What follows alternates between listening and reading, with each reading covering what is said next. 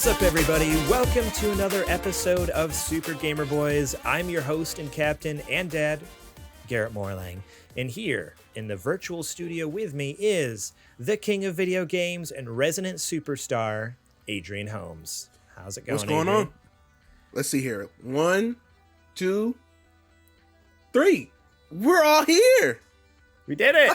We did it! That's right. This week we have the heavyweight podcasting champion of the world, JJ Purdom, joining us once again from his golden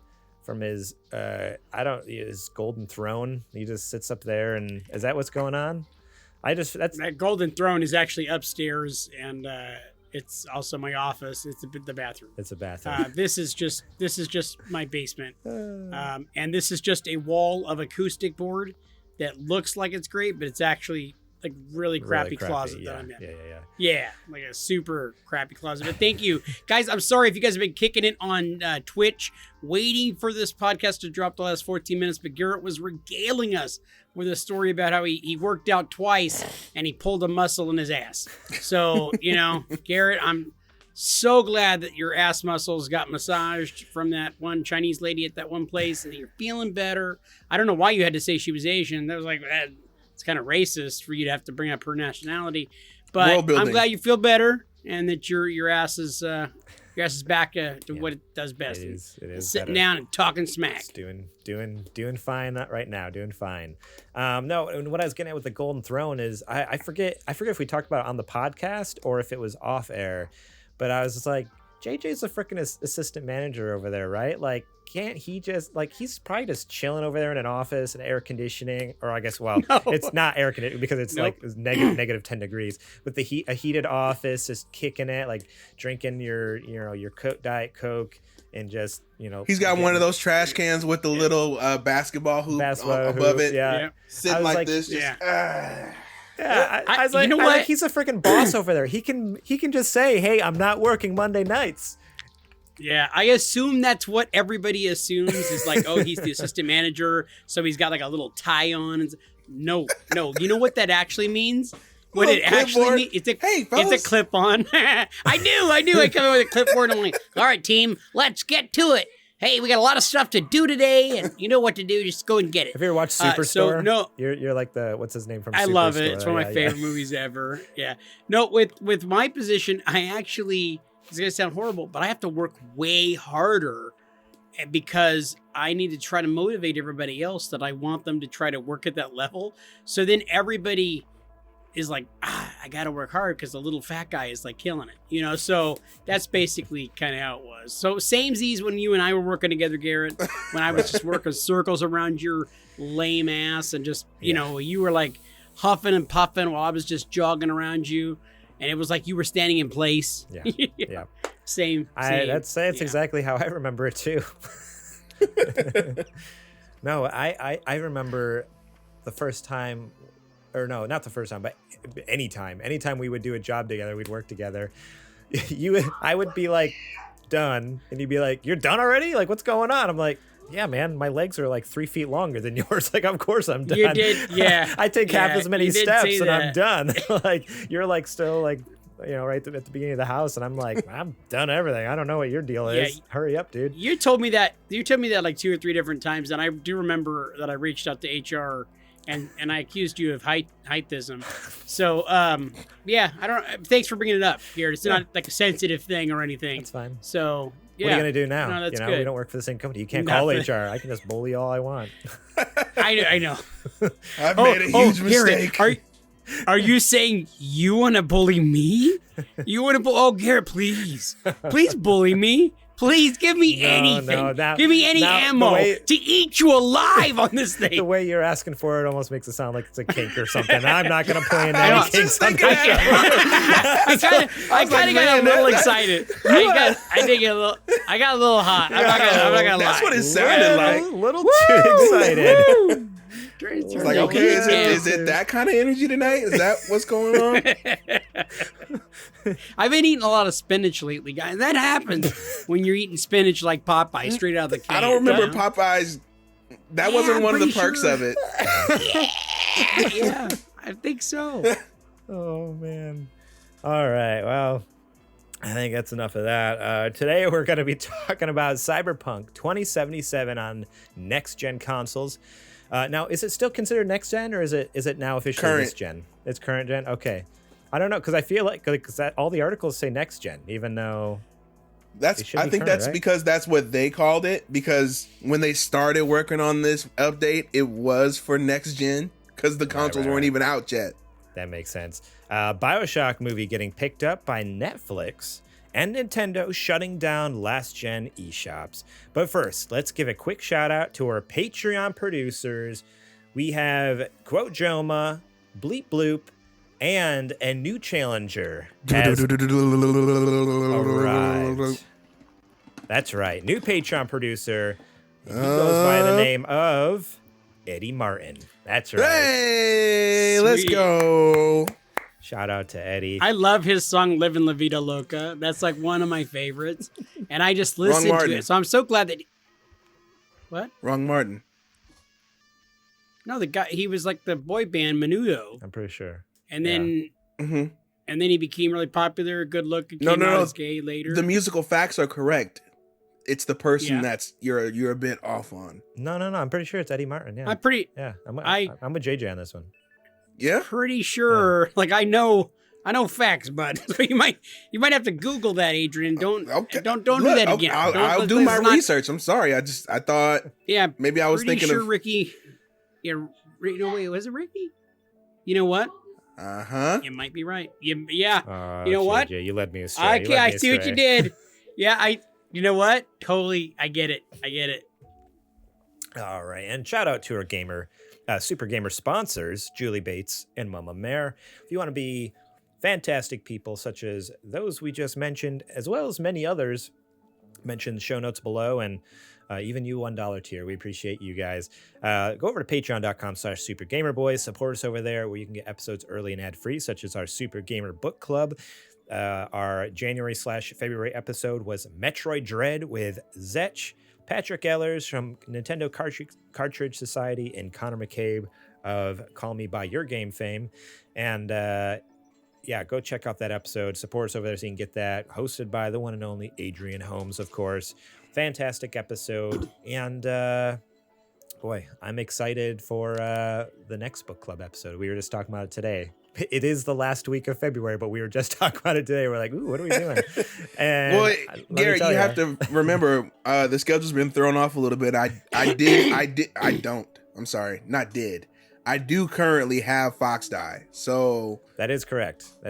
Yeah. So just a little heads up for all the Patreon supporters out there.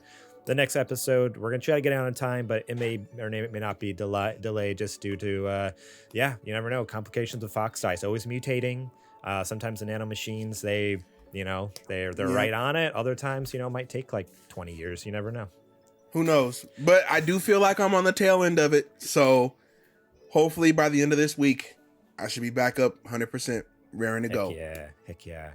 So real quick, you're telling me Eddie Martin never sang "Livin' La Vida Loca"? Oh, I'm sure Eddie Martin at one point in his life was living the Vida Loca. Okay. He has. But think about this. At the time that song was recorded, right? This young man would have been maybe 12, 13? Formative years. Okay. Right. So he would have. So Eddie, so for him to Eddie, sing we and need sound you to like do a grown video. man, he would have had to be what do they call that? A child like prodigy. Okay, we need to have Eddie do a video of him singing this song and dancing to it. Okay. Like, I want a music video of Eddie Martin singing "Livin' La Vida Loca." There we go. I don't know. I'm looking at a picture from the music video of Livin' La Vida Loca. And, Identical, right? And Ricky Martin looks extremely young. He looks like he could be a 12-year-old child. Oh, maybe we're onto a conspiracy here. Martin Watch. Also, I love how Google has other recordings, Livin' La Vida Loca by Eddie Murphy and Antonio Banderas. So there's that. So we have... from Shrek? That's going to be from Shrek. Yeah. Yes, it is from Shrek. So that is also That's it, JJ. That's it. Okay. Eddie Martin was in Shrek. That's what I want Eddie Martin to sing. I want Eddie Martin to sing the Eddie Murphy version. No, he was cast in Shrek. That's where you remember him from. Upside down, inside out, living la vida loca.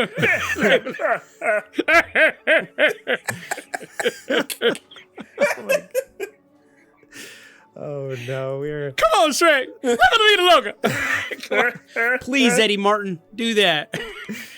All right. Well, we'll talk more about our Patreon later on in the show.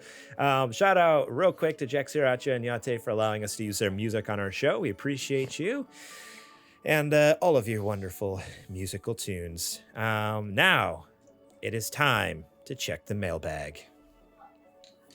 I'm almost back. I'll have a new bit next week. All right. It's fine with me. The mailbag this week, we got some questions. We got a few questions. Nothing crazy, but some fun ones. I'm looking forward to this. Sir Prince-a-Lot asks, what is a board game that you enjoy that we may not know about? It's a board game. I'm going to throw in card game, like anything like that, you don't think the listeners or Sir Prince-a-Lot there has maybe played. You asked this one earlier, and I don't think that there's anything that I know that isn't like mainstream appeal or anything like that. I don't know. You guys got something? Yeah, so when I was a kid, we used to go over and visit my grandmother, who was originally from Arkansas. And my grandfather had made all these homemade aggravation boards. So in Arkansas, aggravation is a really popular board game that families play.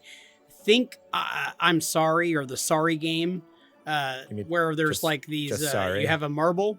Yeah, sorry. And so you have the marble, and like you have like maybe 4 colors of like red or whatever your red, and there's 3 other colors on the board, and you roll the dice, and then you follow around. You can knock the other members' marbles back to their home, and you have to get all 4 of yours back into your home, all around the board. All right.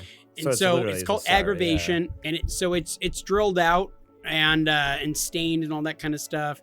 And my grandfather made all these boards for every one of his kids. So I grew up going and playing this board game with my grandmother on Sundays after church. I loved the game. After my grandparents died, my parents died, I was able to get a hold of the very last board that my grandfather ever made. And a few years back, like maybe 5 years ago, I ended up going and having a friend who was a woodworker take the board and then redo identical templates and do like these beautiful boards and like stained them and everything. And I gave them as gifts to all of my siblings at Christmas. And like, it was a really big deal. Like, I'm sure none of them played any of the game, but it was like, they all remembered like playing with grandma and a nice family keepsake. Yeah. So everybody has like these nice aggravation boards, and it was pretty cool. That's awesome. That's really neat. So for me, I have 2 games. One I just got for Christmas, and I know the reason I have 2 is because this one I know Sir Prince-a-Lot is actually asking. He's the one who asked the question, but I'm going to say it anyways, because for other people, is Spectre Ops. Sir Prince-a-Lot is actually the one who turned me on to this. So, but it's a sci-fi stealth. Boy. No. It's a board game. It's not like. It's not too nerdy. It's actually really fun. It's a stealth. You have to 3D print your own pieces too for this? No, you don't. Okay. It's like a sci-fi game. It's like a stealth game. So it's one versus like everyone else. So you can have up to like 5 players, but one person is always like the spy, and then the other people are the hunters. And the spy basically like does all their moves on this notepad, and they keep track of all their moves and everything they're doing. And then the hunters are playing on the board, and they're trying to hunt down where the spy is in on the map.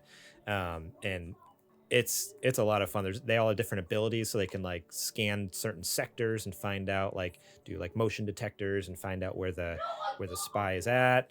Obviously it requires a level of honesty on the spy's part to be like, oh, yep, okay, yeah, you scan this area, you saw me here or something like that. But it is a really fun game. It takes like an hour or 2 to play, but yeah, it's a blast. I'd never played anything like it, where it's like 1 versus 4, and at least in a board game style. It's basically like all the video games, how it's like 4v1, but in a board game form. So it's pretty sweet. It's People Battleship.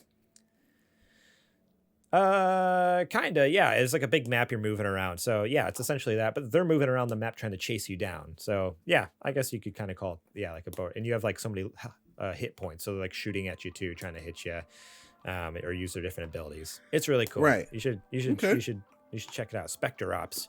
And the other one I'm going to throw out just because, you guys all know I'm a nerd that likes D&D. This is, if you want to like get introduced to D&D without going full in, the Adventure Zone Bureau Balance game. So it's based off of the D&D podcast by the McElroy brothers, the Adventure Zone. And it's like D&D light. Like it's a co-op game, so you can have up to 5 players, and you're all working together to do things. You roll dice to overcome challenges and everything, but the idea isn't just to like play the game. While you're doing it, you're like flipping cards over that are giving you like prompts. It's basically improv. It's D&D, but you're getting little prompt cards. Like, okay, now you walk into the room and there's a huge, like, you flip it over and the card says like lava field. Like, now there's a lava field, and you flip over the next card and this is the type of enemy that's there. Like, blah blah blah, and it's really cool. It's a really fun way to kind of get introduced to D&D without like learning a million bajillion rules. Like, it's super basic board game kind of style. So yeah, the Adventure Zone Bureau Balance, check that out. It's a good one. Okay. All right, that's it for that question. Where's the next question? I lost my show notes here. This next one comes from Quote Joma, and he asked, what are y'all's top 3 gifts that you use? He wants to know what your favorite gifts are. Man, off the top of my head, I don't know. I feel like I use videos more than gifts, depending on the situation. I know for sure I use the SpongeBob one from April Fool's Day with the fish when SpongeBob put the ice cubes in his drink and he goes and he grabs him by the collar and he says, "You what?" I use that one a lot. That's awesome. I use the I can't remember which school it was. It's like the college basketball coach when he's way too over the top trying to motivate his team and he's screaming, "Let's go!" I use that one. Yes. And I use the one with the guy taking the trash bag out to the street and opening up the trash can and flipping the bag in there in one big motion when something's trash. Yeah. And then I just, those will probably be my biggest 3, I think. Okay. JJ. Steve Carell putting his head in his hand is one of the ones that I use a lot from The Office. Also, there's a gif of a dude who's going like this. For you audio listeners, he's winding his hand. Yeah, winding his hand like a Jack in the Box, and the bird is coming up. So the old Star-Lord. And that one, I don't know why I really like. And then there's another one where Maya Rudolph is like on a talk show, and where she is doing like a kind of a kissy thing where she's like, blowing kisses and stuff like that, and it's kind of cool. She's like does like a little heart thing with her fingers and like, like, oh yeah, I don't know. You just like it because it looks like she's blowing a kiss at you, right? Pretty much. And I just watch that and repeat over and over and over again in a loop. For me, thank you, Maya Rudolph. For me, it's I also have 2 Steve Carell ones. The Office is the best show ever. So mine is like the no, God, please, no, like Michael Scott. Like all the time I'm using that one. And then just him and Dwight in the office doing a whoop whoop, like hands in the air. That's a good one. Celebrating. And then my third one is probably one of my favorite. It's up there, like probably my top 10 SNL skits. But it's the GIF is just Justin Timberlake. Was it SNL or maybe it was just Jimmy Fallon? I forget now. Justin Timberlake just staring at the camera with the kind of like, really, the kind of face. But it's the one where he has did you ever see the skit where he has like the little tiny hands? It sounds familiar. If you saw the GIF, you'd recognize it. But he's like in a shoe store, like a suit store. That's what it is. He's in a suit store he works at. That's the whole skit. And he comes out and he's like, but yeah, he makes his face to the camera. He turns and he's just like, really, kind of like this. I use that one all the time. I love it. I'll send it to you guys right now. How about that? Since you're having a hard time remembering. Aww. There you go. Ready? I appreciate that. Yeah. As soon as you see it, you're gonna be like, oh, duh, I know that one. I've seen it a million times. I've even probably used it on you guys before. Quote Joma had a second question now. He wants to know, He says, second question, y'all give me your best. He uses y'all a lot.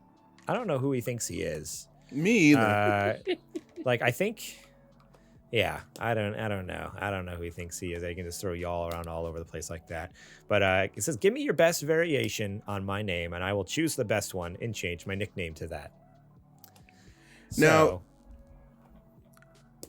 last week, I gave you a really good one, and I don't remember why we came up to the subject of you being young, a youngin' for some reason, and I called you Junior.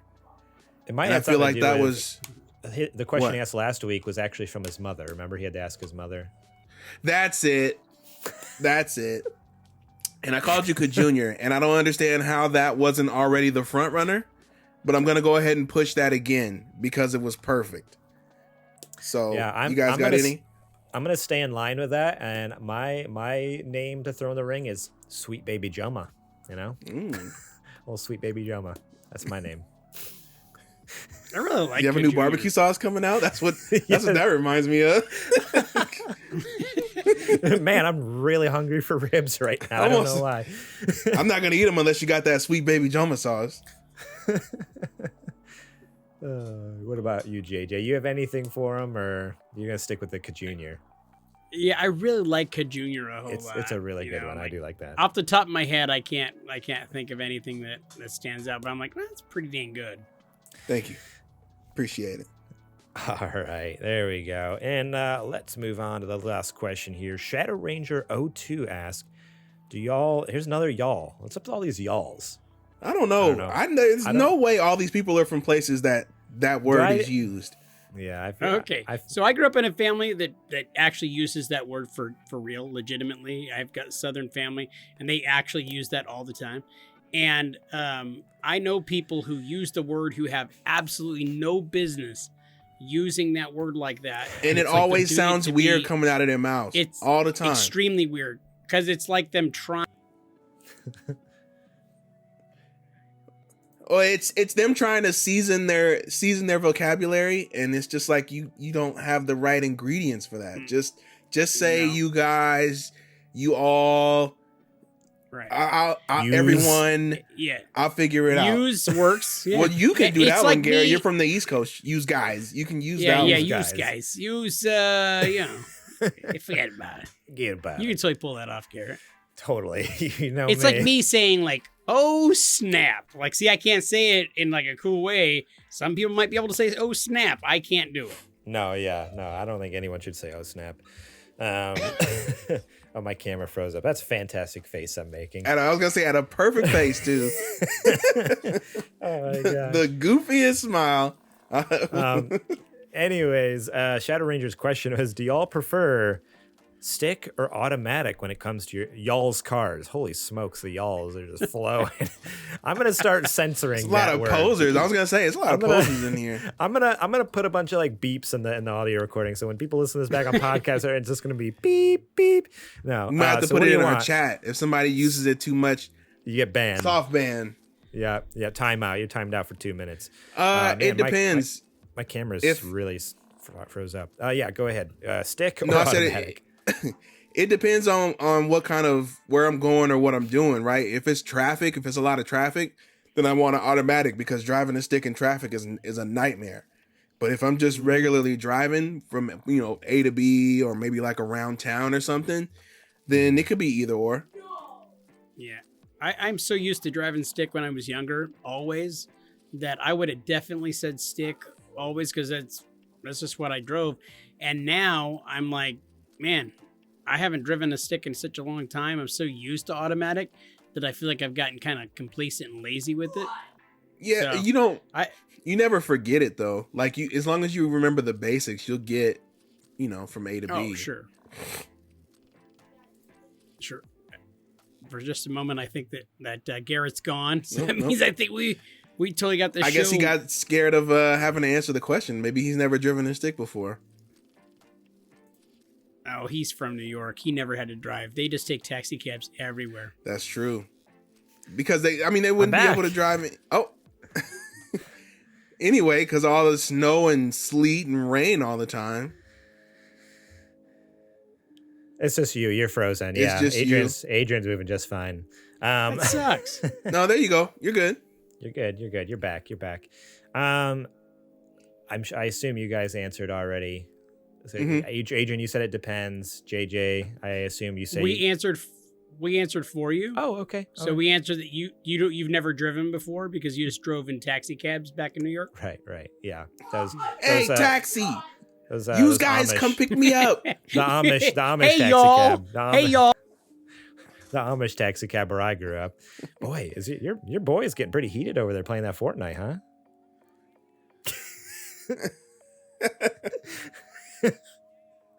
You got to get that victory royale, man. I get it. Victory!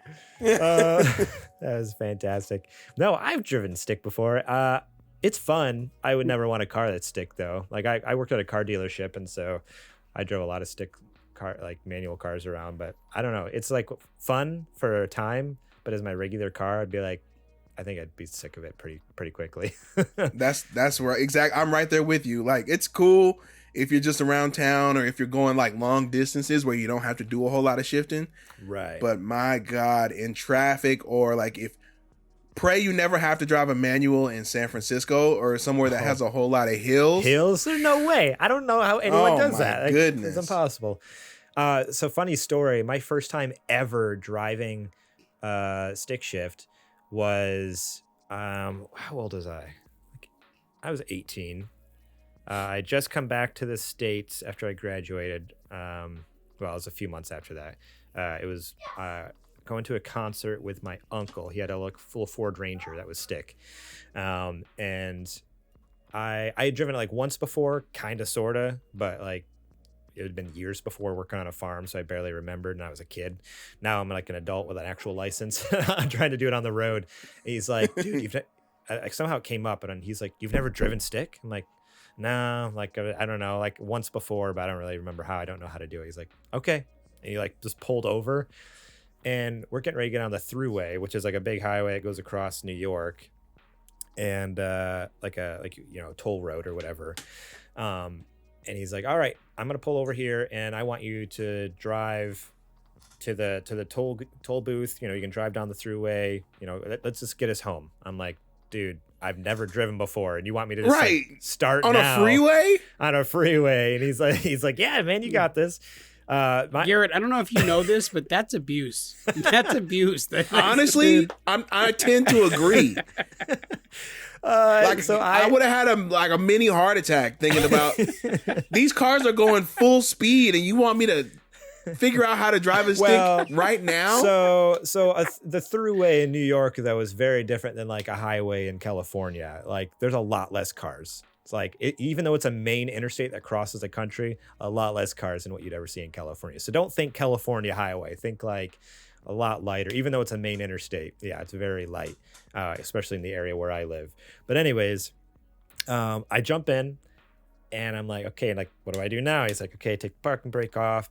You know, you can go ahead and hit the clutch, stick it in first. You know, slowly let off that clutch, get going. Boy, like it was a rough start. It was the whole like eventually it got going. Like it didn't stall out. I didn't stall. He's like, okay. He's like, good. You didn't stall. You made it. You're doing good. I'm like, all right. He's like, now pull up to that toll booth and stop and get the ticket. And I'm like, what? Oh man. And then take off again. I literally I pulled up and like stopped so quickly because I forget what exactly I did. I somehow I managed to I stalled it out basically though. So like I thought I was stopped, and then I left the clutch, but I didn't have it in you know, I was an idiot, let off the clutch, and I should either held it on or stuck it in neutral while I was waiting for the lady to get my ticket. Man, there's no way you would have known. I wouldn't have known. I wouldn't have known. The whole thing just like kind of did this big lurch, and then like boom, it was stalled, done. I'm like, I'm really sorry, ma'am. Like, let me start it. There's a car pulling up behind me, and I'm getting nervous. I start the thing up finally. And my uncle reaches over and sticks it in neutral for me because I'm just trying to start it. Nothing's happening because it's still in first. I take the ticket. I'm like, okay, like, thank you so much. I stick it in first, and I start revving the engine, and I was so nervous and amped up. Instead of like letting the clutch off easy, I had like revved it way high and just like pop. I was like, oh my God, like right for this drag racing over there. Oh man, it was so bad. It was all over the place. So yeah, the rest of the trip, honestly, we went to the second toll booth. I was able to pull up a lot smoother, a lot nicer. Got home, parked it, but boy, that first like 10-15 minutes was as hell. It was horrible. Boy, your uncle, man, I would have been like, don't you ever pull something like that again. Yeah, but I mean, friggin' honestly, maniac. I was able to put on my resume a couple years later, when I worked at the car dealership, that I've driven a stick before, even though it was that one time. And it got me the job because all the other applicants. So like the main reason we picked you, like everyone kind of can, be a porter. Everyone can wash cars and detail cars, but you were the only one who could drive stick. I'm like, oh no. Well, the joke's on you. I actually can't. I've only done it once, but let me go practice on a brand spanking new Hyundai Genesis, just a like $70,000. Let me go grind these gears for you, real good. That Genesis coupe that's like $80,000 out there, yeah, you watch. Oh man, cool. Clutch fluid. What do you mean? You don't smell that. I don't know what you're talking about. All right, well that's it for the questions this week. Thank you all so much for writing in. We appreciate you all for doing that each and every week, even if I have to hound you for it. I hope no one takes offense when I get kind of bossy in the Discord. Oh, they better. You want to? Okay, I hope you take offense. I want them to get so annoyed that they're like, I know he's going to ask me for questions. Let me go ahead and get it in there ahead of time. That's what I want. Okay, all right. You heard it here first. Adrian hopes you're all offended. And get fired up and give me some questions for next week. I'd appreciate that. All right, it is now time for the nerdy nudes. It's now time for the nerdy news. Music to my ears. This first news story comes from IGN, written by Joe Screbbles over there. Cyberpunk 2077, PS5 and Xbox Series X and S versions are out now. The long-awaited PS5 and Xbox Series XS upgrades for Cyberpunk 2077 are being released today. The game will also get a free trial version, free DLC, and a huge 50-gig 1.5 patch for all platforms. Announced during a CD Projekt Red stream about the new versions and a 1.5 patch, we were shown a quest alternating between PS5, Xbox Series X, and Xbox Series S footage of the game. Where the Xbox version will be a patch upgrade, PS5 users will need to download an entirely new version of the game and transfer any existing save data from the PS4 edition. PS5 and Xbox Series X games will offer performance prioritizing 60 FPS or ray tracing modes, while Xbox Series S will only offer a single 30 FPS 1440p mode. One of the more popular DLC additions to all versions of the game will be the ability to change your character's basic appearance in the mirror of their home apartment, including new options for hair and makeup. You'll be able to buy new cosmetic makeovers for the apartment itself, even for brand new properties across Night City. Those properties can also see your romantic partners in the game dropping in to stay the night. Ooh.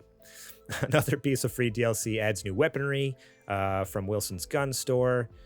And let's see, with the free trial, you'll be able to play 5 hours of the game. So you can play the first 5 hours for free on those consoles. So if you want to check it out for yourself before you buy, I recommend you do that first. I think that's only on Xbox. Is it really? If I'm not mistaken. Mm-hmm. Unfortunately, the article doesn't say. It just says there's a free trial. But yeah, if you have an Xbox, yeah, check that out, because that would definitely be worth checking before you buy. But yeah, so it's a 50 gig update. NPC AI has been altered, so they're supposed to be more just a little more realistic. NPC enemies are more clever and effective in combat.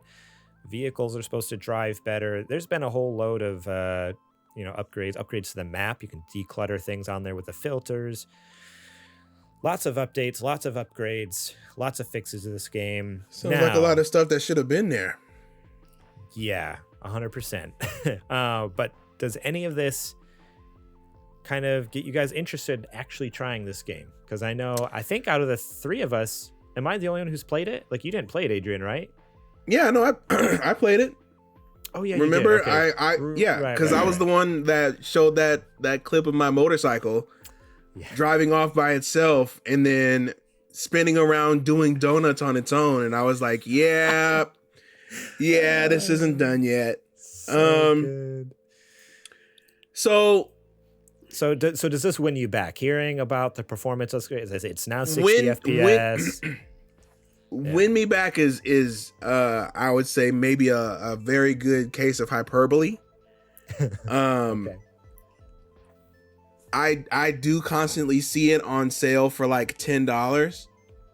So I was thinking about maybe buying the disc and, you know, playing through it and then selling it when I get done with it. Were you able to get a refund before then? Yeah, I did. Okay. So I'd much rather be able to pay $10 for it than pay $60 for it. So yeah, that might be what I end up doing. Was it unfinishable to you? I mean, were you able to like finish the campaign? I'm sure if I was okay with putting up with all the bugs and crashes, I could probably trudge my way to the end. But at this point now, it seems like I would be able to play from start to finish without any maybe game-breaking bugs. I'm sure. I saw that in their live stream revealing the new update. There was bugs in that. So really? Oh, yeah. No. Oh man. So they're not out of the woods yet. But I also want to be fair to them, right? So I want to be able to say that I've seen the product that they want to offer at this point, and I hear that the story itself is the best part of the game, and I do want to see that. That's the main thing I was interested in, especially since they have pivoted on the mechanical side of how they're doing things. I don't know if you remember the original trailers that they were showing, where you were gonna be able to do all this different kind of stuff, where you were interacting with the world and the people, and your choices were gonna be, you know, you would pick something at the beginning of the game and it would come back to bite you way later on and stuff like that. But right. You know, clearly that was way beyond the scope of what was possible. But I do want to see that this story from beginning to end, because that was the best thing about it when I originally played it, was that's what kept me wanting to keep going. But it was just too much at that time. And yeah. So for $10, I'll hop back into it and see if it's worth going. Yeah. Okay. But if I keep running into game breaking stuff, I'm out for good. So yeah. So that's the reason that I never played it, was because of stories like the both of your guys's, where you're saying that you had so many issues with it. I wanted to see it. I was excited about the game. I wanted to see it on the new consoles in the beginning, and it just sounded like it was unplayable. Like there was way too many bugs. It was a very ambitious game, and I think that they just overshot it and put it out. They rushed it to try to have it come out when it did, and it just wasn't ready. And COVID might have had something to do with it. I mean, it came out in October of 2020, and the idea was that it was going to be like this, huge game in the beginning of the console, launch, and it just wasn't playable. And so I'm ready to play it. I haven't soured on it completely, but with everybody who did put up the money, who shelled up the money in the beginning, like you guys, where does CD Projekt Red go from here? I mean, are they snake bit now? Are they going to be able to do another big game like this and make a bunch of promises? Or is it like, man, their name is kind of sullied a little bit? I would say that there's always potential, right? There's always potential for a studio to turn it around, right? Ever since No Man's Sky turned it around, that set a precedent for the industry going forward, that even if you stumble out of the gate, which this was more of a stumble, you kind of skydived out of the gate without a parachute, right? You can always, if you plan well enough and you work hard enough at it, you can turn it around. Now, that worked for No Man's Sky, but people are not going to forget, the original thing of how that happened. And I think it's going to be the same thing here, where people hold CD Projekt Red in high regard because of the Witcher games and the things that they've done before, because they're so high quality. So for this to be a big misstep, as big as this one is, people are definitely not going to forget that. Yeah. But if you do turn Cyberpunk around, I'd say I would, if I'm them, I'm going to at least make sure that the game is polished enough that people can get from A to B, right? And have a relatively good enough experience so that they can see the project in full. And then I would move on to the next thing. But yeah. I don't know what's in their cards. So yeah, I think that's their best bet is like get some like maybe get like a story DLC out, at least one story DLC out, get the game playable, get one story DLC, and it might be time to like tap and move on to the next thing. And if they can go back to the roots with like The Witcher and just wow us all with Witcher 4, like everyone would be like, ooh, okay, wow, CD Projekt Red is amazing. Like, because everyone already loves that franchise. Like I think that's their best bet is just like, okay, let's get this done. Let's get out while we're still alive and then get on to the next thing where we know we kind of have dialed in for the most part. Granted, now Witcher going next gen, like I'm sure there's going to be a lot of developmental changes to like, you know, and they're going to try new things and sneak some things in there, but hopefully it's not a train wreck like Cyberpunk was. But JJ, so are you interested in giving this a shot now? Like now that there has been some changes, some upgrades, and definitely. And from what I'm seeing, it says it's a free trial on all platforms. So, but I mean, granted, so you have both consoles anyway. So, are you interested in trying this out then, or? Yeah, definitely. When is it the free trial supposed to begin? It's already going now. I think it's going. I think now. That's for a limited time though. Yeah. Okay. So well, then I'm actually going to go and like download it tonight the moment that we get done recording. Yeah. Because I'm very interested in checking it out. I'm willing to give it a chance. I want it to be good. I really do. I had high hopes for it. I do too. When all the commercials came out and everything, like all the visual specs looked incredible. So I mean, it sounded like a fun game. And you're telling me, Adrian, that the story is there and on point. And really, all video games for me always boils down to what's the story. What's the story? Is the story going to be enough to keep me invested and help me to want to stay involved and go on an adventure with these characters? Mm-hmm. Now, JJ, I will tell you that this is not one for the little ones. I know. I'm down with some dirty stuff. No. For us, yeah, that's fine. But I'm just saying, I know you got a couple of little ones around, and this is definitely. They prefer the term midgets, but that's really hurtful. This is a capital M rated game, so. It's like super mature, right? Okay, so like the kinds of videos we found on the laptop that Garrett had hidden at one time. No, that's unrated. Oh, okay. I get you. Oh, also, coincidentally, involved midgets. Just saying. Hey, man, you're into what you're into. Yeah, I no judgment. No judgment.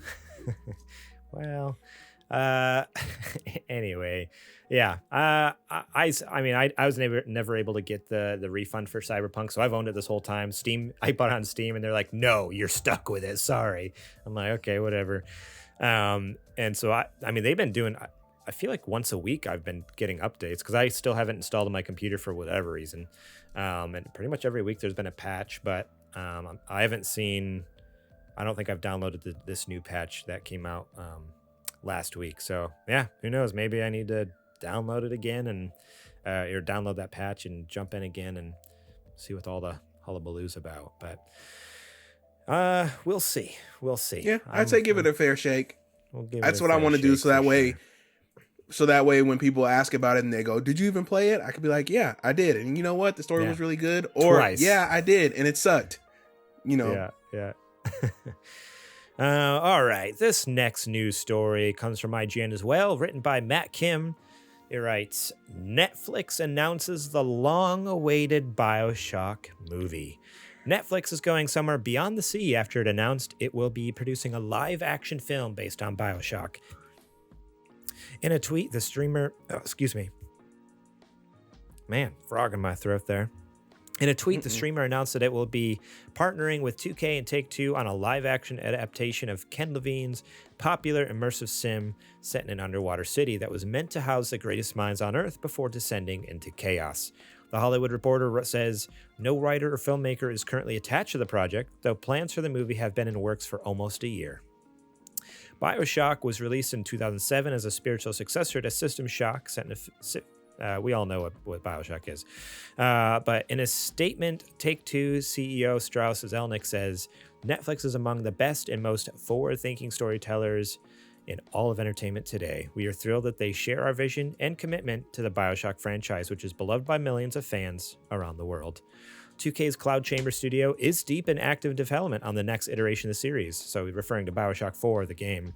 And coupled with our partnership with Netflix, we remain highly confident that Bioshock will continue to captivate and engage audiences like never before. So this isn't the first time Bioshock has been a target for a Hollywood adaptation. Soon after the launch of the first game, Pirates of the Caribbean director Gore Verbinski was attached to a live-action movie, but according to THR, the director's planned budget and an R rating put the project on an indefinite hold until eventually plans were shelved.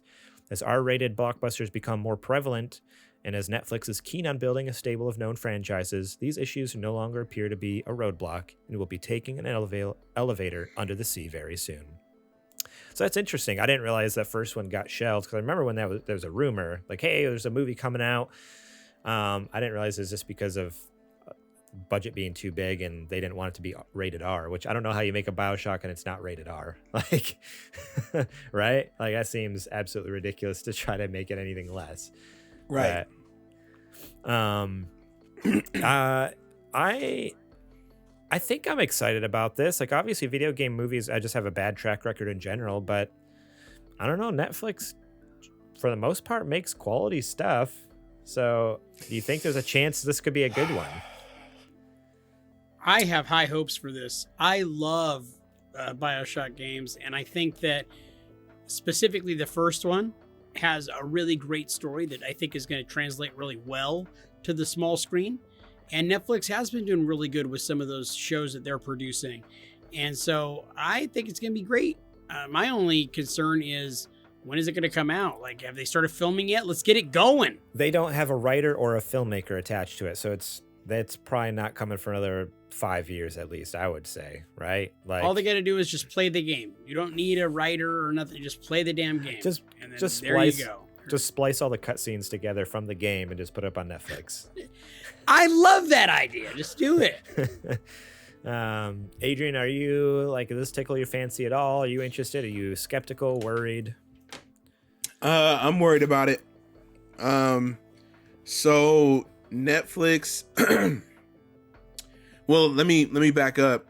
We did a while back. We did a Bioshock book club. Yes. And I had mentioned where I, tout the Bioshock series is one of my all-time favorites. So I hold, these projects in very high regard, and I'm definitely looking at this with a much more detailed and much more critical eye. And I'm of the camp that Bioshock works the best when you're in it, right? When you are the character that's in it, because everything is affecting you personally. You're the one that is, in the midst of the environment, whether it's Rapture, whether it's Columbia, whichever one. And I'm sure that this movie or series is going to focus on it's going to have a main character, right? It's not going to be you or a conduit for you being in the world. And I just don't see how this differentiates itself from any of the other kind of thriller pieces from that time period. Outside of it having splicers and big daddies, like, what else do you really do? I don't know. I'm really, really cautious about this one, especially because Netflix doesn't have the best track record for adapting beloved stories. I mean, look at Cowboy Bebop. They flubbed that one. But I mean, then look what they did with Arcane, though. Like, that was pretty incredible. Yeah, but that's also not coming from there's the only thing they had was just lore that was pretty much written at that point, right? So they could make up pretty much whatever they wanted as long as it fits in the canon. Right. But when you have something that's already established, for some reason, when they try to adapt it or, make a different version of it, it never pans out very well. And I'm just worried because I feel like you being in the story is one of the biggest elements of making it work. And I just don't know how they're gonna convey that and get you sucked into the world like it should be, like if you were playing the game. So yeah, that's just my 2 cents. I don't know. Yeah, I get that because you're right. Like a big part of the game is very much like like feeling it. Like it's a very emotional, like intense connection you make to it because like the way they make the character, you feel like you're playing. You feel like you're in this world. You're running through it. And so with a movie, like how do you interpret that to where like right? You're gonna have to feel for a character who is having the things done to them that you would have done to you in the game. And I'm like, I don't know how this is gonna work. Bioshock's not that kind of game. Like they might do a really good job at telling the story. Like it might be beat for beat and be just as intense and dark and gritty and all that stuff. But is it? And then also, how much money are they? Yeah, how much money are they going to put into the world? Right? Like I mentioned in the book club, I said that Bioshock is Rapture specifically. I think is one of the best designed, architected worlds in games ever. So that is like one of the biggest things because Rapture itself is a character in the story. So it needs to be shown the respect that it deserves in order to convey it as this place that can be believable. That was one of the things I said is Rapture is believable. Like you feel like you can go there, like it would actually exist in our world. It does, even though it is fantastical, it feels like it's possible. And I'm worried that they're gonna skimp out in some areas with that. So. Right? Yeah, because that's the last thing we want is this cheesy, crappy CG world or something. Like obviously bad CG, sets, like there's bad gonna be makeup. Like I know there's like CG is really good nowadays. I'm not saying CG is crappy. I'm just saying I hope they don't skip and do bad film stuff. CG like, is very good these days. Television CG is a different story. Right. And so like, man, if they can really like put the budget into that and like have really good sets, or even if they film it in a way that like they do like The Mandalorian, like all the Disney shows where the sets are basically on 4K OLED screens all around them and stuff like that. Like dude, like do something like that. Like that way the actors are immersed in that world too, which would be absolutely terrifying. Imagine filming on a set like that where it's just like, wouldn't that be cool?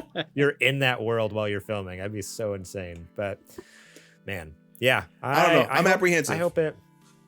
I hope it turns out. I want to have high hopes just because like this is one of those games up there with like The Last of Us and a couple others where just like you want it to have a good film adaptation. Unfortunately, that hasn't been the case with Uncharted. From what I've heard, the movie is like it's a fun movie, but do you dare besmirch it? I mean, have you seen the movie? No, but I'm about to, so please don't kill it. Okay, go ahead. All right. We won't say nothing. All right. Yeah, I won't say anything. And we'll just, we'll be hesitantly. We'll talk about it after you see it. Yeah, there you go. We'll tear it apart then. I'm going on Friday. Okay. I got my brother and all my nephews, and we're gonna go watch it on Friday. So. Nice. Okay. On Tuesday, not tomorrow, but next week, I have advanced tickets to see The Batman, and I'm so stoked. I gotta go next Friday. I'm so upset. Yeah, the tickets like went live, and I got this I got this tweet because like 6 months ago I liked some tweet on Twitter, and they're like this tweet, and we'll remind you when tickets go live. And they're like, hey Garrett, tickets are live now, and it was for the advanced showing or whatever, so I could see on Tuesday night. I'm like, in IMAX. I'm like, so excited. I got in there, and the whole theater was full except for like the front row. I was like, nope, not doing that. I saw what movie? Not was doing it? that. It was some Marvel movie. I watched it in IMAX in the front row, and that was the worst decision of my entire life. You're watching the movie like this, like. Oh, my neck hurts so bad. Like no thanks. I left that movie. I'm like, I have no idea what just happened. I don't know what I was like, no, I'll just wait till Friday. I'm fine. Yeah. All right. Well, let's get into this next news story. The last one, actually, over at GameSpot, written by George Yang. Nintendo 3DS and Wii U eShop stores will shut down March 2023. That's right. Nintendo has announced that users will no longer be able to purchase content on Nintendo 3DS and Wii U in late March 2023. Furthermore, starting on May 23rd of this year, it will no longer be able to add funds via credit card to the 3DS or Wii U eShop account. And on August 29th, it will no longer be possible to use prepaid eShop cards to add some funds as well. So I actually didn't realize this. So basically, it's even though it's going to be open until March 2023, you only have until August to buy stuff, essentially. Unless you put like hundreds of dollars on the account before August, and then you could still buy stuff until March. But really, you only have until August. So you have like a couple months to buy stuff. Really, for the average person, you have until May. So you got about 4 months. Because most people are not going to go, oh, let me go down to the store and get a few eShop cards, right? That's too much of a hassle. You can buy digital eShop cards on like Amazon. I've done that before. Yeah, but even with that, most people are going to be, they can't be bothered. Right. So I would say really most folks have until May, unless you're like really dedicated or really, savvy on where to get one.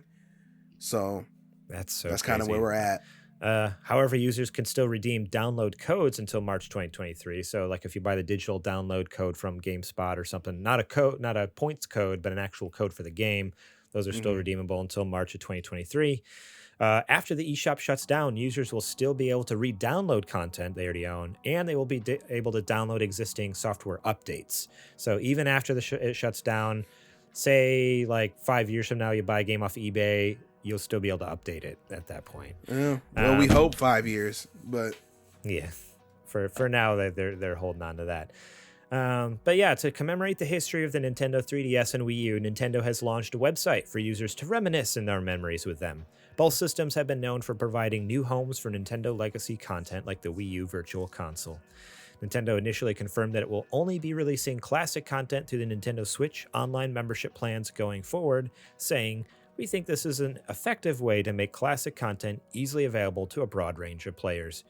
Nintendo currently has no other plans to distribute legacy content in other ways. However, Nintendo deleted this answer from the frequently asked question page shortly after it went live. Nintendo currently has no announced plans. Okay, it's just a redundant sentence. So yeah, that's the news, is that if you have a 3DS or a Wii U, chop, get some games, because if you want to use a credit card as of May, you'll be done. And if you're willing to use code cards, you have until August. Absolutely not crazy, because it's been, well, let's get into that. Is this crazy? With the amount of 3DS consoles still in the wild that they sold, it's possibly one of like the better selling consoles of all time, and they're shutting down the eShop. What do you think about this? So it's crazy, but it's not. It's crazy because they're shutting this down, right? But they were selling units all the way up until 2019. So if you bought a unit in 2019, you basically got what? 3 years of content. Well, it'll be 4 years even, as of 2023, but right. But even in 2019, there were no 3DS games really major 3DS games from Nintendo being made and put out. Right. So you only had access to the store to get content or buying carts. And now they tell you 2.5 years into your time with the console that everything is wrapping up. Now, the problem with that is the thing that they took off their site, right? Is that they are closing up the shop, but everybody's like, well, okay, how can I get my games then if if you're turning the store off, how do I buy more games? And everybody, and they just kind of been like, well, figure it out. It's like I don't think you want to say figure it out because people will figure it out. Yeah, choose your words wisely. I've seen a lot of people that are like, "Yo, I'm gonna figure it out. If you won't figure it out for me, I'm gonna figure it out." Man, yeah, that's probably the biggest thing. Yeah, you're not giving them an alternative to. You're not putting them on Switch, right? You're not reworking them to figure out a way to preserve them or anything like that. So what other alternative do you give people than to, as we were saying just now, figure it out on your own? Yeah. People are going to pirate them. That's what's going to happen. I was alluding to that, but you know. Yeah. Our chat is bugged. Chat is bugged. Well, yeah, it is crazy. And the bummer thing to me, like, to think about now is like, okay, like you almost have to get them on digital to get games at a reasonable price, because once the digital store is gone, I can only imagine like what the prices of some cartridges are going to do. Are you kidding? There's some already that's like $150. And that's before the store even closes. Make a list of what those are and send it to me so I know to buy those digitally just in case in the future I want to buy them, because the last thing I want to do is spend like $500 on a cart when right now I could buy it for like $50 or $40 or something like. Right. Well, man, what? Sorry, go ahead. It's just so crazy like how that happens. Like it shuts down. It's just like, boop. Okay. Good luck getting this game now at a reasonable price. Right. Oh, and then also, okay, you shut down the store, but you leave downloads on. But you leave downloads on for how long? Right. That's the other still thing. Taking up server space. Eventually, that has to change. Yeah. So right. So I mean, the PSP. Well, the PSP store just shut down last year, but they're like I was able when I got my PSP. A lot of old stuff that I had purchased digitally, I was able to re-download, which blew my mind. I'm like, I bought this like 15 years ago or whatever, and I'm still able to download it. So Sony's still supporting their thing, but yeah. But the thing is that the 3DS and the Wii U share servers, right? So, okay, Wii U only sold 12, 13 million units. So basically that's a lot of server upkeep that you're paying for that's not going to be seeing a whole lot of use. If it was just 3DS, I think that they would have maybe made more of a fight to figure something out, because there's like 80 million of those running around. But that's probably the biggest push, is that even though you do see traffic from 3DS units, which I'm sure you do just by the sheer number of them out there, it's the Wii U units that are really dragging the whole experience along, and that's probably the anchor that they're trying to pull up. Yeah, man.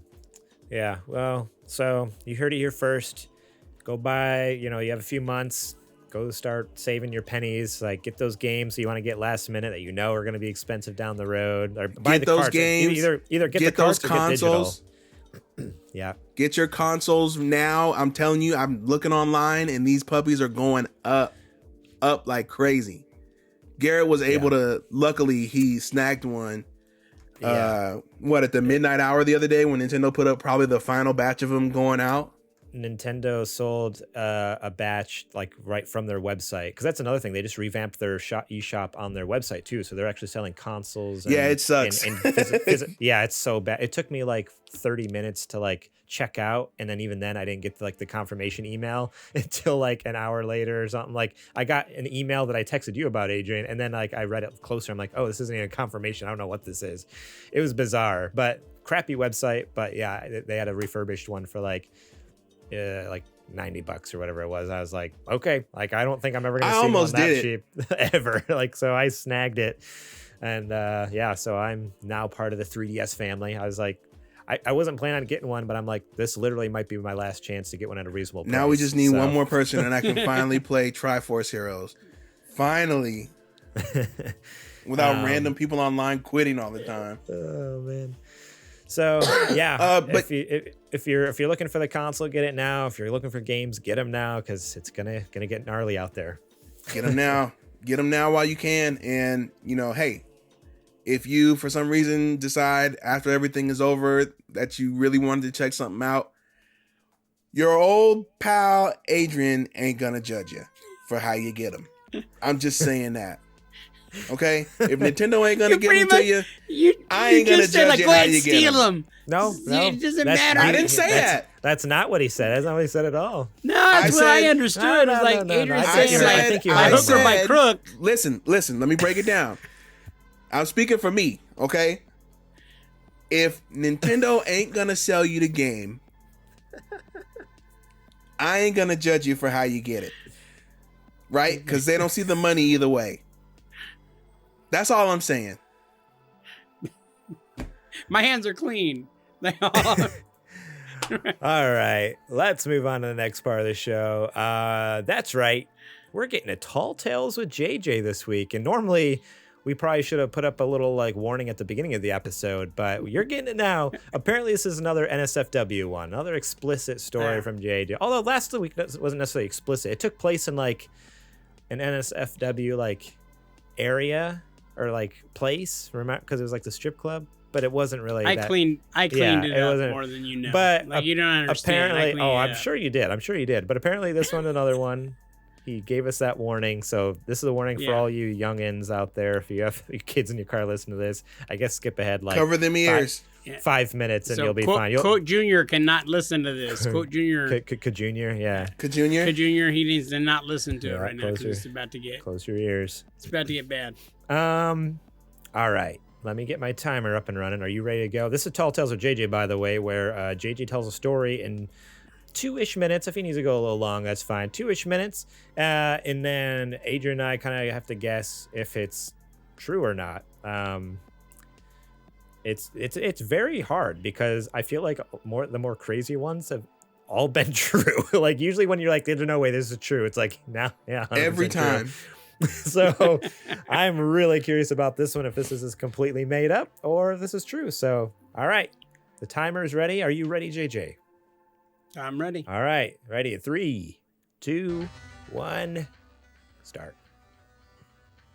In the professional wrestling business, you end up meeting a whole lot of strange people. Wrestling is the greatest conglomeration of nerds because it's people from all walks of life that love pro wrestling, and no, we don't believe that it's real. So there's a pro wrestler by the name of the Sandman that I did a show with. He was already a big name, had made his name in ECW and the WWE, and after a pro wrestler has left the large corporation, they end up coming and working at these smaller shows where some wrestlers are on the way up, learning the trade, learning how to get their name out there, performing in front of crowds, sometimes anywhere from 10 people to 1,500 or 2,000 people. So he came to a show in the town of Fresno in California. We did a show. After the show, I was in the car with him and 4 other people, and we went back to a hotel where there was 8 of us guys, him and one what we would call a ring rat. So what happened was there was this lady, a ring rat. It's women of ill dispute who love to hang out around the ring and wrap themselves around. So this lady was a little bit on the chubby side. She's hanging around at the wrestling show, and he's flirting with her or whatever. So we end up getting into the car, her, I, another dude, and a driver, and then the Sandman. We end up going back to the hotel. Several of the other wrestlers are in another room. We're all in this room. So there's maybe a dozen of us all together that are inside of this room. And the wrestler ends up going into the bathroom, coming out fully naked, lays down on the bed, and proceeds to tell this ring rat to, hey, are you going to blow me or what? And so she proceeds to give him head in front of everybody, and he's having a hard time getting erect. So he keeps slapping her on the back of the head. Pretty soon, she starts crying. He kicks her out of the room and tells, I was going to sleep anyway, you fat whore. And all the guys are just standing around in complete shock and all. And that's my 2 minutes. So this was Sandman that did this? The Sandman, yes. He was in WCW as Hardcore Hack. No, I've heard the name. I've heard the name Sandman before. Mm-hmm. I just was not expecting that kind of a story out of him. I don't know. What you think, Garrett? Are you speechless right now? I think we can't hear you. Okay, I'm sorry. I'm leaning towards this one might be made up. I think this one might be false.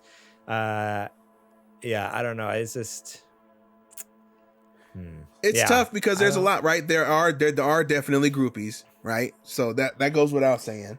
I'm not saying this type of thing doesn't happen, but I just am thinking that it just seems wild. It's just, the thing that's weird, right, is that he was cool with all the other dudes being in the room and being like, "Hey, you guys just chill in the corner. Yeah. I'm gonna go do my thing right here." Dudes, that's like the biggest, right? That's the biggest thing that might throw this off, right? I mean, unless he was just that free, that he was like, "Hey, if you guys want to stay, you can stay. If not, I'm gonna go, handle it."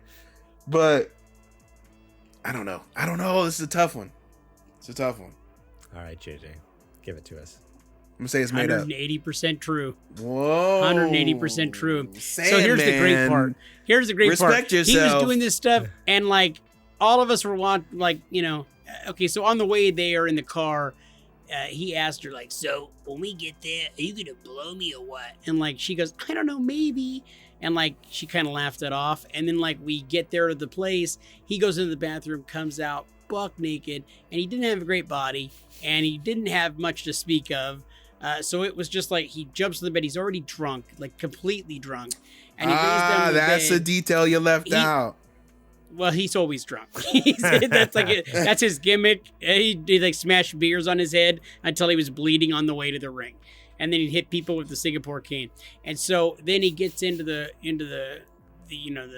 act with the young lady, and she's trying desperately to make stuff work for him, and he's nothing but spaghetti. And like all of us are just standing around like, I can't believe this is happening. The fact that you were still in the room and weren't thinking, you know what? I'm gonna head on out. YOLO. You only live once, So I'll live once outside. So then afterwards, she goes down. We were on the second story of this like Best Western or something like that, and she goes down to like where the payphone is down on the street level, and he goes out onto the balcony, and this is like maybe 1:00 in the morning. Goes down the balcony, buck naked. And like she's calling for a ride from somebody, and like he's yelling down to her like, "Yeah, I didn't want you anyway, you fat whore." He's just saying all kinds of horrible stuff. And then he comes back and he closes the door and he goes, "I just did that for the boys." The boys is what they all call all the wrestling community, the fraternity, the boys. We're all the boys, right? So I just did that for the boys. Like I wasn't gonna have sex with that fat rhino. I got a hot wife at home. So sir, you absolutely were. You absolutely were. You just had a case of the old, Oh man. Yeah. All right. And I actually saw other stuff as well at other times. Not like that. That was kind of the word. There was a chick who showed up one time who had like a large chest and she was 17. And okay. was turning 18. All right. No. Well, hold on. She was turning 18 a few days later. All righty. Like, oh man, we are not doing this one. No. So they were like, when we come back next time, I'm getting on her because next time she's gonna be 18. So they came to the next show and she's 18. And at the next show, like I walked into the room and like somebody goes, "Oh man, she totally just showed everybody your boobs." And I'm like, "Wait, what? Like that just happened? What? How did that happen?" And then one of the guys like, "I just asked her nice. I just said like, 'Hey, can I see your boobs?'" I'm like, "She just did." And I was like, "What the? I don't want any part of that." Wrestling like attracts the weirdest weirdos. Like it's pretty. And there's another word for that. It ain't weirdo. answers so many questions I had about you, JJ. Answers so many I questions. didn't do anything. JJ hanging out with some questionable characters over there. I'm just people of ill repute. Yes. Oh yeah, ill repute is the correct term for sure. Okay. Well, there you go. Another Tall Tales with JJ. I wonder how long this one will last. Plus a bonus. I wonder how long that segment will last before it gets canned. Huh? I don't know. We'll see. We'll have to get back to our sponsors and see what they think. All right. Let's get into the Patreon ad.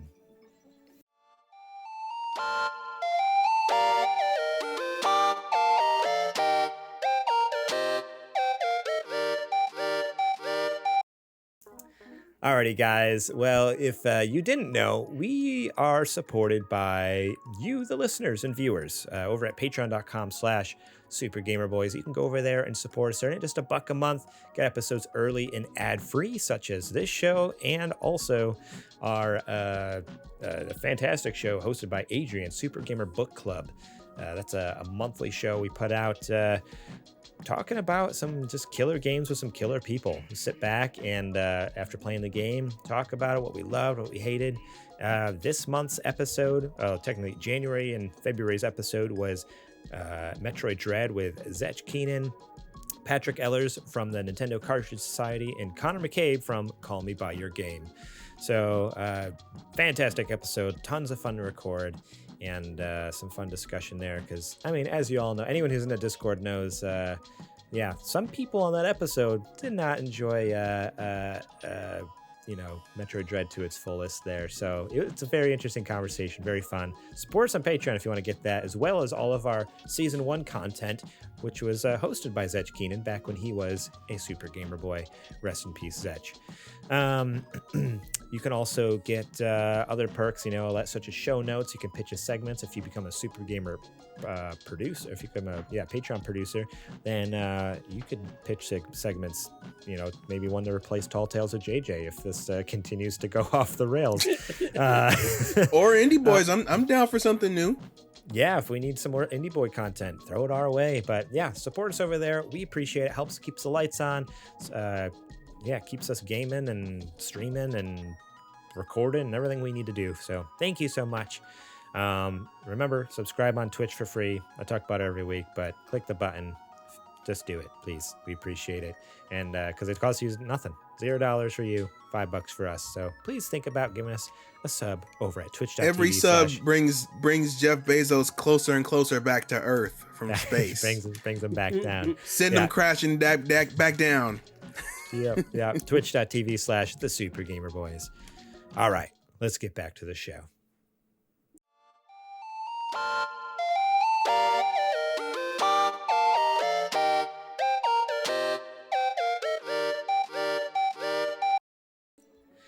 Okay, so it is now time for What You Playing. So, JJ, give it to me.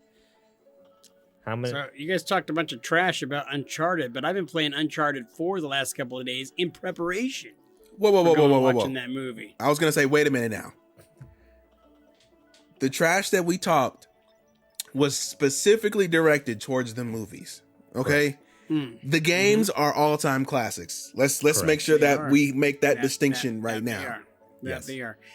I'm devastated at you guys saying that I have tried desperately to not listen to any of the reviews, but I'd heard like rumblings that it wasn't great or whatever. But really, it's like, what do you base that on? Like good script, like good action, whatever. Like good casting, whatever. Maybe. Here's the real rub, I'm hopeful. JJ. I'm gonna give you the real deal. All right, so you go in there.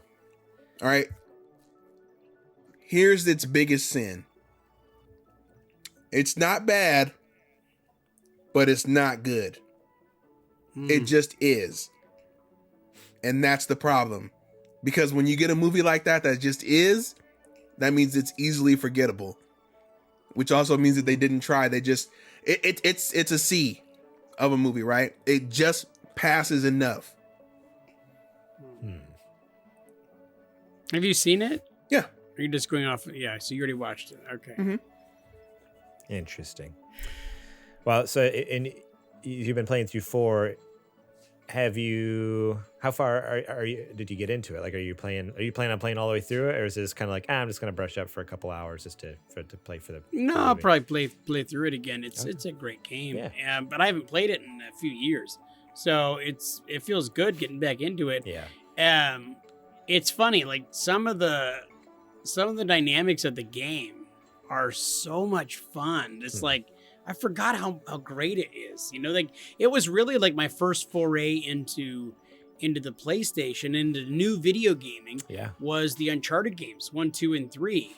So then I got to play 4 like right after that. And Last of Us, of course, was in there. Yeah. And my love for Last of Us. But Uncharted like has a special place in my heart. So that's why I was like, man, that movie, like I was really excited about it. I wasn't a big fan of the casting of Tom Holland in it, but I really he did a much better job than Spider-Man. Wahlberg, I can tell you that. Really? Well, hey, Wahlberg, Nate, I didn't have any get out of the way of the box. Say hi to your mother for me.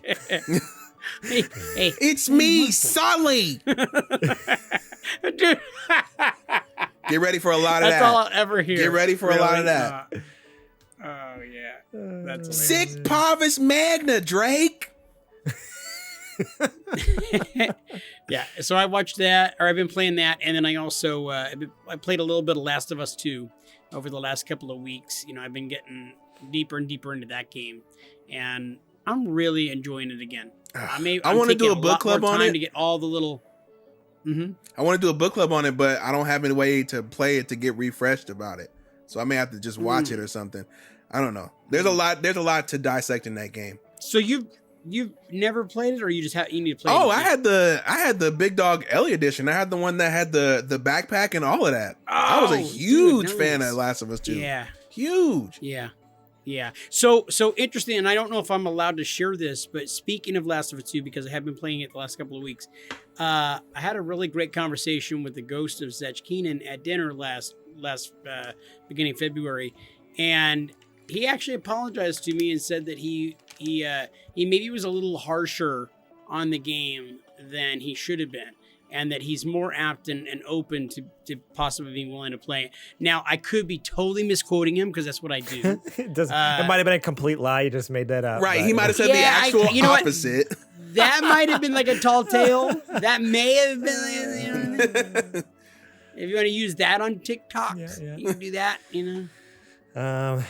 No, man, Last of Us 2, holy cow. That's what I talked about when I finished it a couple months ago. Like, that's one of those games that were like... Oh, you actually did finish it? Yeah, I think I talked about it, but it was one of those episodes where you were gone because you were working. You know, work was more important than the show. But money. Money. Yeah. It was. I think I was telling Adrian, I was like, it reminded me of The Joker. It was like an incredible game that I never like. Incredible movie I never want to watch again. Incredible game was The Last of Us Part 2 that I never want to play again because I just ended so sad and depressed. I'm like, this is the worst. Why? Why is this a game? Like. But at the same time, like, that's the type of thing I want to show people who are just like, games are just stupid and they're for kids and they're for, like, you know, you're just bonking people in the heads or whatever they're doing. Like, no, like, this is some serious, like, subject material and dark that's covered stuff it better than a lot of movies have. Yeah, absolutely. Exactly. I'm like, in-depth storytelling and like, it's art, man. Yeah. When it's done really well, it's art. It was crazy. But Adrian, what have you been playing? Well, I haven't had a whole lot of, how should I say, mental staying power since I've had Fox die pretty good. Right. So when I'm not just kind of laying around just recuperating, I've really been keeping it simple. I've just been playing a little bit of Wario Land here and there. Okay. The new one on Switch? You know, no. Wario Land, not Wario WarioWare. Land. Wario Land. Oh, okay. On the Wario Land 4 on GBA. Okay. You know, just play a couple of stages here and there. And then I can, you know, turn it off and, you know, play a little bit more. And then, so that way I'm still doing something when I want to play a game, but it's not as intensive as, you know, something like Pokemon or something big, maybe like a Cyberpunk, but yeah, I'm still getting some kind of gaming in. Nice. Cool. I've never played Wario Land. It's a game. Any of them?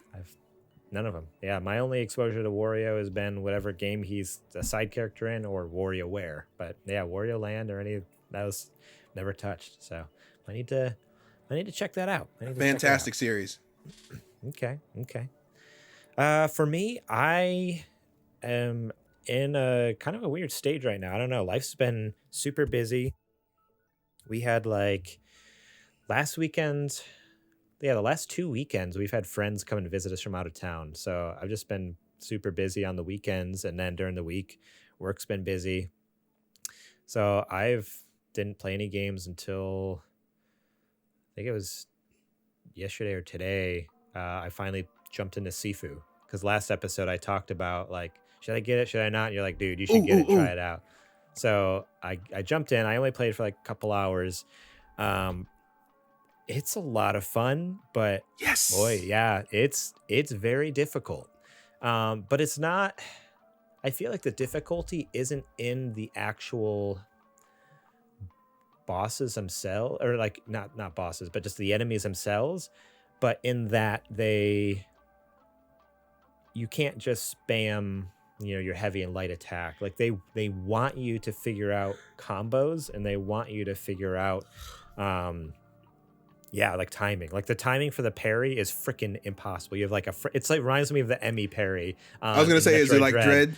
It's so tight. It's like, oh my gosh, like it's really hard to get a parry in that game, or like to block an attack and stuff like that. So I'm loving it, but it's a game where like, okay, I have a lot to learn. I almost need to make a cheat sheet with like the combos and like the different moves, because even like the parries and blocks, like you can just hit L1, but you can also hit L1 with a combination of a bunch of other things to block and parry in different ways. And for certain attacks, you need to parry a certain way. So if someone does like a roundhouse, like a low sweep kick, just hitting L1 isn't going to block it. I have to hit L1 and up to go, over the attack. So it's like, oh man, like not only do I have to remember what each button does, but then the other buttons I need to hit, in case of, X, Y, and Z if they throw it at me. So it's just a lot, but it looks beautiful. Let me tell you, playing on PS5 with the haptic feedback in the controller, and the haptic feedback, it is really incredible. I'm so jealous, man. I feel like with a lot of games, it hasn't added too much. Death Stranding, it adds a little bit. I enjoyed that. But this is the first time, especially in the tutorial area, right at the beginning of Sifu, it's raining outside. And you're walking, and every step you kind of feel a little bit in the controller, and then also like the raindrops hitting you. It's just like like it feels like, rain is just like hitting like in the controller. You feel it all in the haptic feedback, and in the not the haptic feedback. What do they call their rumble feature now? Is that what it is? Haptic feedback? Yeah, that's what it is. Because then the triggers are adaptive triggers. It is absolutely incredible, super immersive. Like I'm loving that aspect. Just having the DualSense, I'm like, man, that game feels good to play on the DualSense. Not very far. I think I did beat the first boss. So I beat like the first area, but I have died once. And so it is, for those of you who don't know, it's like a roguelike. So you play until you as far as you can, and then when you die, at least so far, you don't go all the way back to the beginning. You lose a bunch of upgrades, but like I'm still starting off at the second level now, which is like the club or something like that. So I started in like a warehouse. Now I'm at a club. The visuals are incredible, like in this club and all the strobe and neon and stuff. It looks so good. Really fun game. I'm excited to dive more into it, but again, like it's a hard game, and I have some homework to do to like learn all these combos and stuff, which I'm not used to. I'm used to like, I can just cheese my way through by spamming the attack button. But yeah, really enjoying it. That's pretty much all I played. I've not had time for anything else, other than if you follow me on Instagram, you've probably been seeing that I'm 3D printing a camera. I'm actually making a camera right now, so I've been busy doing that. It's been a lot of fun. Hopefully in the next week or two to have it finished up. But yeah, follow me on Instagram if you want to see updates on that. I'm excited. Yeah, man. I've heard nothing but good things about Sifu, so I love that you're into it too. I just wish, they never said it was exclusive, right? Maybe it's just like time. It might just be a time thing. Because it's not published by Sony or anything, I don't think. I would imagine it would come to other consoles at some point. But hopefully, I'd love to try it. Hopefully. All right, everyone. Well, that's it for this episode this week. Thank you all so much for listening. We appreciate each and every one of you from the bottom of our hearts. Thank you. And if you love what we do and want to help us out, head over to patreon.com/supergamerboys. Give us some support over there. That helps tremendously. Get us, keeps the show on the road so we can keep making you cool content. If you want to purchase some merch, go over to sgbstore.com. You can get sweatshirts, hoodies, t-shirts, stickers, mugs, whatever you need over there, just to rep our brand. Wear the hoodie to the next family gathering, take the coffee mug to work, put it on your desk, just spread the good word of the Super Gamer Boys to your friends. Rate and review us where you can on YouTube. Please give us the like, hit the subscribe button so you know when new videos go live. Shout out again to Jack Sriracha and Yate for allowing us to use their music on our show. Find them on Spotify and Apple Music. Links to Spotify are down in the show description. Go click on those, give them a listen. We appreciate the work they do and for allowing us to use their sick tunes on our show. During the week, you can find us at supergamerboys.com, Twitter and Instagram at supergamerboys. You can find me on Twitter and Instagram at gmorlang. Adrian, where can they find you at? You can find me any and everywhere at Homeboy. And JJ, you've surprisingly been a lot more active on social media. Thank you for that. Where can they find you being more active? You can find me on Twitter and Instagram at JJ Purdom, and I've tweeted like 5 freaking times, so I'm like an old pro now. You're like a freaking pro, dude. And that's all I got. So go ahead and all right, ladies and gentlemen, for Garrett the Sandman Morlang, for Adrian Homeboy Holmes, and for myself, Juicy JJ Purdom. Did you not catch that I just called you the Sandman Morlang? Yeah, I did. Ladies and gentlemen, we are the Super Gamer Boys. And we will catch you on the flippity flop. Good night. Long live 3DS. Yeah, that story was actually about Garrett in the hotel room. That's why I called him the Sandman. Oh, makes sense.